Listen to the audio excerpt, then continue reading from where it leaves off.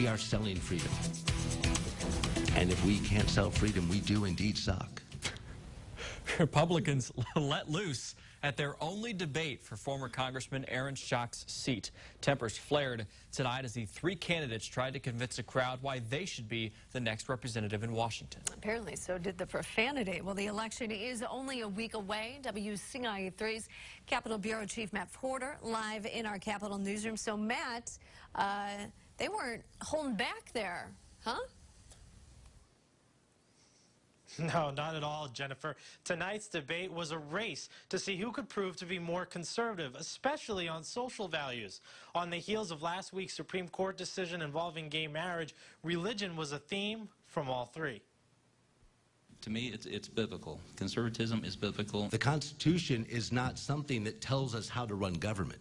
The Constitution is a divinely inspired document that says to the government, no, you can't do this. Along with God, individual liberty was the description of being a conservative. Letting people be free in this country, and letting people prosper and do well without government restraint. All three used religion to support a constitutional definition of marriage and stronger restrictions on abortion. There are no exceptions except the health of the mother, to save the life of the mother.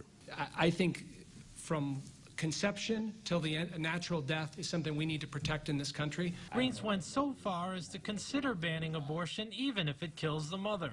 I don't know what mother would not give up her life for her child, but that may be a decision between her and the doctor on that case. The candidates agreed on most issues, including opposing Obamacare and gun control.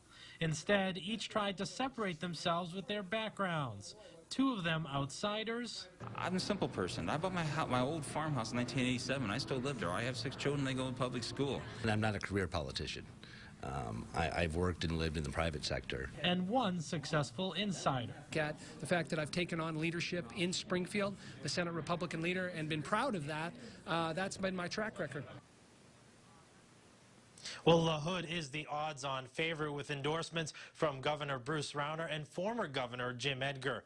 But of course, it will be the endorsement of the people next week that will determine which one of these men will face a Democrat later in July. Jennifer. All right, thank you.